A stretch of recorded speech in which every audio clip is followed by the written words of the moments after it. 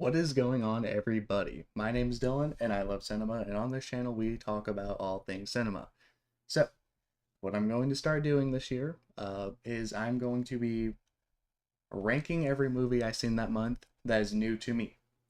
For example, I've seen movies like Iron Lung this year, or this month, and I also seen movies like American Psycho for the first time this month. So I'm going to be ranking movies that are new to me. So this is going to be an all year long thing. Obviously, one did come out in January, and the reason being is I watched nothing new in January.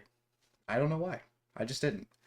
So I watched 18 movies here in February. So we're going to be talking about them and ranking them. And this is going to be an all year thing. And then at the end of the year, we're going to go over every movie I've seen this year. So it's going to be huge. I've been waiting all month for this. I think I last uploaded like 2 weeks ago, so not too bad. But yeah, so we're going to be ranking every movie I've seen this month that is new to me. If you like this concept or you like movies or anything like that, hit that like button, hit the subscribe button, comment down below. I appreciate you watching, and let's get into this tier list. Here is our 18 movies. I could have done something cool and witty and named all of these like super awesome, and I'm going to watch it a million times, and it was pretty good and bleh, but I didn't want to categorize them like that because all these movies are pretty different. So we're just gonna try and keep it to the basic system of S A B C D. So here's our movies here. Yeah, obviously we have some older ones like American Psycho and Carrie, and then we have some newer ones like Iron Lung, Wrecking Crew. And you will notice there are a lot of movies from 2025. I am still catching up. I missed a lot. So a lot of these are from 2025. So starting us off, we have Iron Lung. This is Markiplier's movie, if you haven't seen it, but I'm sure you've heard about it. uh, and basically, it's about a convict.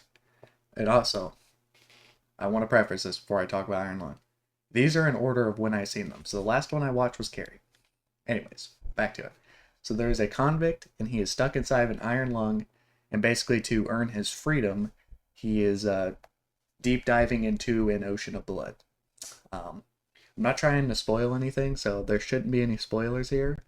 But basically, he goes down there. His only means of seeing outside is he has a little window that you can't really see out of, and a little picture taker that's like an X-ray type thing, because you can't use normal pictures to see through blood. Was their reasoning? This movie, I enjoyed it a lot. But if it wasn't starring Markiplier, I probably would never watch it. It is very slow. There's a lot of unneeded shots, but the bias in me, which is a Markiplier fan, I'm going to give it B. I think it is a movie I'd watch again purely because it is his movie, uh, and I thought it looked really nice. That's the nicest things I can say about it.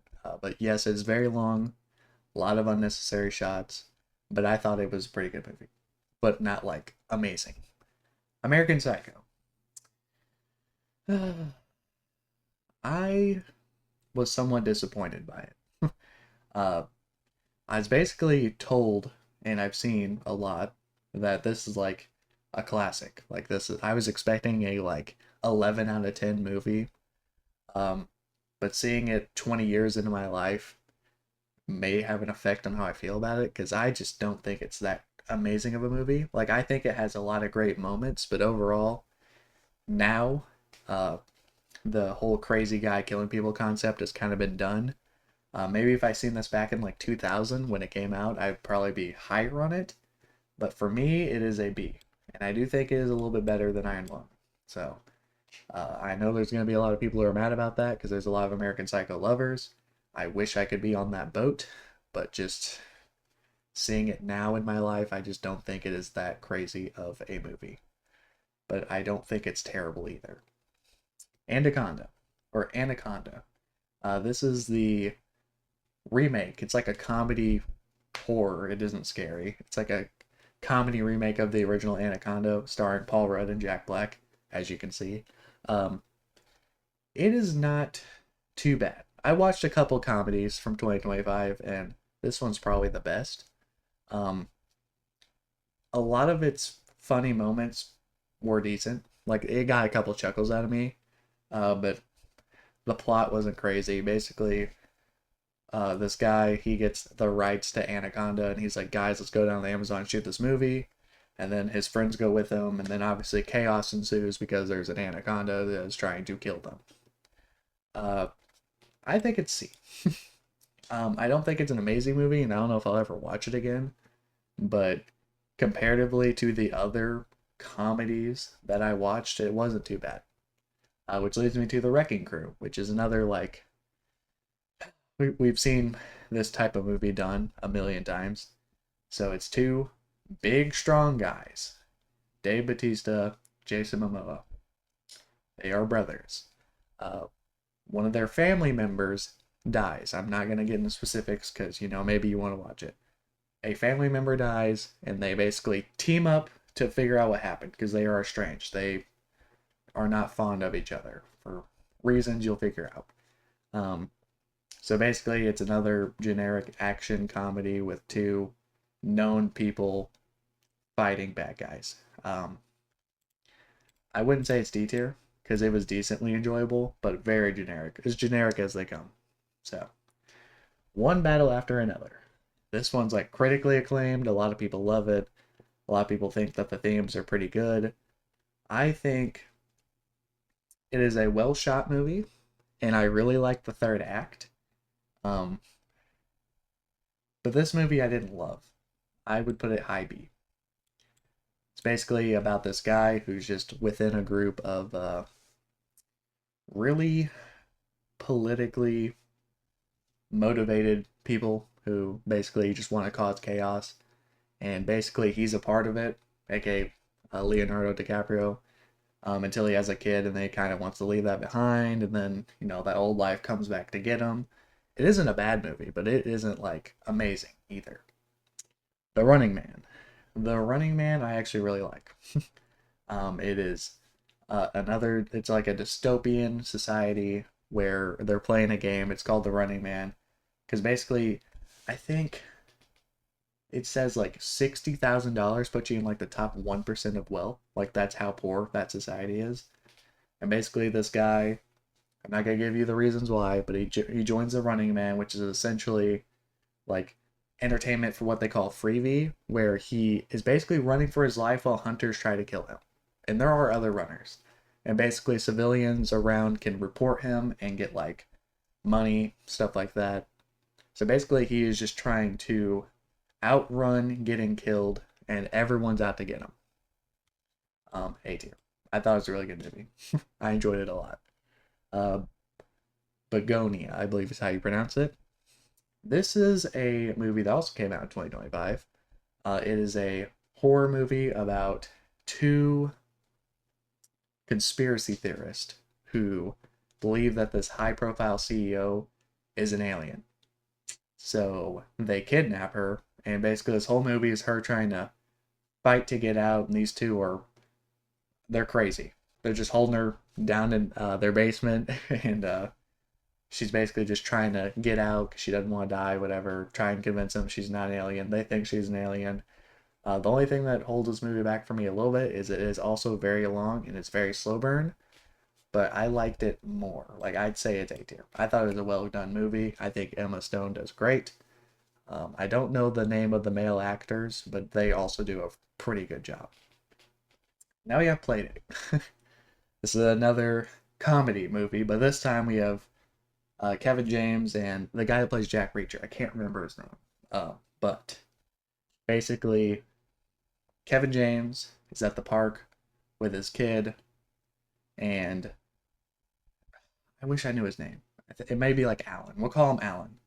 Alan is there with his kid, and they meet up, and they try to. Alan wants to be friends with Kevin James' character, and he's reluctant, but eventually they do, and they go to his house, and they kind of find out that Alan is on the run from something and someone. The comedy isn't great. The whole plot is kind of meh. It has is his name Alan or Alex Tuduk? It's something like that. It's the guy that from Resident Alien. He's like, I thought he was gonna be a bigger character, but he's just kind of there. It is probably the worst out of these three comedies, but I somewhat enjoyed it, so I'll give it C tier. Good Boy. This is a movie I feel like you should watch yourself. It's a horror movie from like a dog's perspective. So basically, this dog just watching a lot of bad things happen around his owner, and you're just seeing it how he sees it, and from his point of view, it's an interesting movie. I would say it's B tier. I don't think it's necessarily like an amazing movie, but it doesn't overstay its welcome. I think it's like an hour and like 19 minutes. It's an enjoyable watch. It's an interesting idea. Now we have Drop. Drop is a movie about this mom who is on a date. Um, and basically there is someone texting her saying that you need to kill your date or I will kill your son. And she has cameras and there's a guy at her house. Um, this movie was fine. Also very middle of the road for me. Uh, it isn't really that scary. It really doesn't make you feel something. It isn't like a thriller to me. It's a decent watch though. I'd probably put it like top C tier. I think it was better than Anaconda, but I don't think it's like on B tier. It was a fine movie, but it's not super horror-y or thrillery. It's just a fine movie. Mercy, which is the movie starring Chris Pratt, where basically he's being framed for his wife's murder, and an AI judge is determining if he's guilty or not. So basically, he's sitting there fighting for his life. He gets to look through all these files. He gets to he calls people trying to prove that he's innocent. Um, and it's just a long movie. And I actually did feel something watching this movie because I actually like believe that he was in peril. And a lot of people don't like this movie. I guess they're just like, I don't want to watch Chris Pratt sit in a chair for an hour. Well, once again, it's like an hour 30 minutes, so I don't feel like it really overstays its welcome. I thought it was an interesting idea because AI is becoming a real problem, and it is getting better. So, maybe some crazy future this is a problem. I don't know. Um, I imagine I'll get flack for this, but I enjoyed it more than I enjoyed One Battle After Another. But Mercy, I thought was a decent movie. Has a decent ending, a little bit of a twist type thing going on. It's not a bad movie. I actually would recommend watching it, and I probably would watch it again. So now we have Sinners. Um, Sinners was a is a horror movie from 2025 that won a lot of awards, and everyone said it was like the best movie of that year. And I finally got to see it this month in February, and I agree. This movie was fantastic. um, there's not enough good things to say about it. The acting is phenomenal. The plot is phenomenal. There's a lot of singing and dancing, all that stuff. Phenomenal. Um, it's like it's super fun and it's got a little bit of creepiness to it. I think Michael B. Jordan does a killer job. It is a great movie. I would recommend watching it. It is easily the best movie I've seen this month. Spoiler alert. I thought it was actually really enjoyable, and I'm going to rewatch it. It may become one of my top 10 favorite horror movies of all time. We'll see. But it was really enjoyable. I would go watch it yourself. And it is a vampire movie. Just letting you know. Because my grandma didn't. Funny enough. Greenland 2 Migration. So, if you haven't seen Greenland 1, spoiler alert, a comet, I think it's named Clark, basically ends the world. Hits the world, ends it. And Greenland 1 wasn't a bad movie.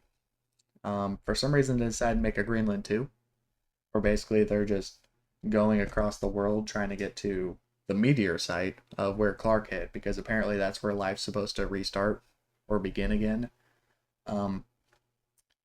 It is a nice looking movie. It is beautifully shot. They got a lot of good shots. The plot is not great. Like their reasoning for doing things isn't great. The action is fine. I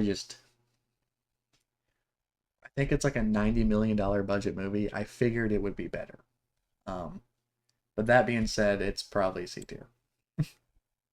Yeah, top of C tier. It's if you want to go see a movie that looks good visually, go watch Greenland 2 Migration. That's the best way I can describe it. The plot isn't great. You don't really care for the characters that much. There's a lot of convenient moments where things just work out perfectly for them. And the ending is Greenland 2 Migration, not great. The Dreadful. So, this is it's in like an olden time, like a knights era, old England, where basically this woman, her husband goes off to a war, and she's left there waiting with his mom. His mom is crazy. His mom does a lot of insane things. Um, her as a character is kind of boring. This whole movie is kind of the best way to describe it is the name of the movie, Dreadful. It was not a great movie. A lot of things didn't make sense, and it ended up all being about like a cursed object, which we've seen plenty of things like that. Um, it had some moments where it was decent, but for the most part, I would probably never watch it again. Dreadful, The Dreadful is dreadful. Best way I can say. Huntsman. So this is a movie about a guy who goes into a coma because it is implied and everyone thinks that he is a serial killer who killed 5 women. So the whole movie is basically this guy's his nurse. He's trying to figure out, he's trying to wake him up, and then he's trying to figure out if he did it. A lot of chaos ensues after that. He ends up, the guy does eventually wake up. There's a little bit of a spoiler for you, and you eventually find out the truth throughout the whole movie, and I feel like it wasn't that surprising whenever you do figure out what the truth was. But it wasn't a bad movie. I would actually say it's B2. I enjoyed it more than everything in C and D. So I don't think it's a terrible movie. I don't think it's a great movie. I don't know if I'd ever watch it again, but I enjoyed it. Now we have Uncut Gems, which is an Adam Sandler movie from 2019. Because it's one of the few Adam Sandler movies I've never seen. By the way, Adam Sandler movie tier list coming soon. Um, so this is basically about a guy who owns a jewelry shop, and he owes a lot of people money, and he has a gambling problem. And despite him doing all these stupid things, you really care for the character and what happens and what he does. And I think Adam Sandler does a phenomenal job. A lot of people think he can't act and he's just a comedy actor. Um, this is a great movie, honestly. It is a phenomenal movie. It's phenomenally acted. And it is the first movie in a very long time that has sideswiped me. Because I have not had a movie catch me this off guard in a long time. And if you've seen it, you know what I'm talking about. And if you haven't seen it, go watch it. Highly recommend. I'd say it's S tier. The Rip. So this is the Matt Damon and Ben Affleck movie where they are cops and they're basically going to a rip, which is essentially like a house, sometimes a drug house, but it's just like a house that has a bunch of money that's owned by like a cartel or something. And basically they're showing up to retrieve that money and bring it back.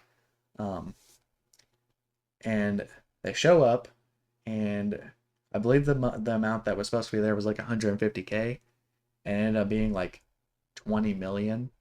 So basically, they realize they're messing with someone important's money or someone powerful's money. Um, so they end up, a whole lot of chaos ensues. A lot of the people who are there want the money. Like there's people planning on stealing it. There's a kind of a civilian caught in the crossfire because it was her grandma's house and she's living there. So she's stuck there during all this. I mean, there's people showing up trying to take the money. There's people calling them, talking about the money. It's actually a pretty good movie. I would say it's A tier. I think it's better than all these.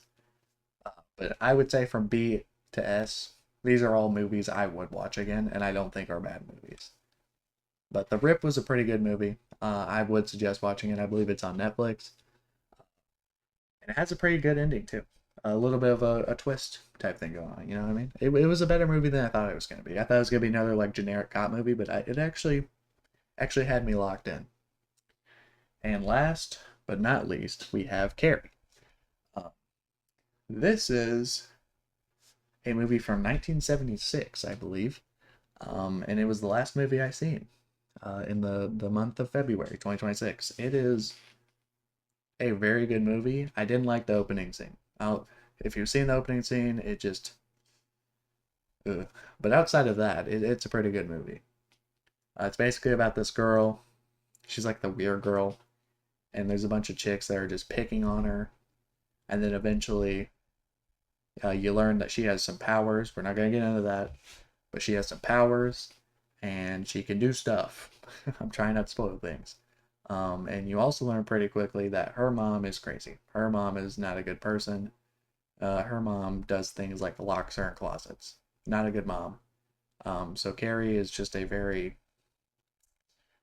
abused person, I guess you could say. Everyone at school picks on her. Her mom picks on her. Um, she ends up getting her get back towards the end of the movie. I mean, if you, I imagine you've seen Carrie by now, but if you haven't, go watch it because there's people who haven't seen it. I didn't see it till literally like 2 days ago. So, but Carrie's a pretty good movie. I can see why a lot of people like it. Next time I watch it, I'll definitely skip through the first scene because it's not my thing. But Carrie is a good movie. Carrie is a classic, and I will give it its props. It is A tier. I was pleasantly surprised because a lot of movies from like that time don't age super well, and I actually didn't have a hard time watching it. I think I actually had a harder time watching some of the things happening in American Psycho than Carrie. So, but yes, this is my list from February. Watched 18 movies. So, there's 28 days, 10 days, I guess you could say I didn't watch a movie, but for the majority of the month, I watched a movie. Um, but this is my list. If you've seen any of these movies, let me know how you feel about them. Maybe I'm misreading some things, or maybe I misjudged them. But this is my opinion. You can have yours. We can talk about it if you want to. But I appreciate you watching my video. Let me know how you feel about it down below, as stated. And I hope to see you in March.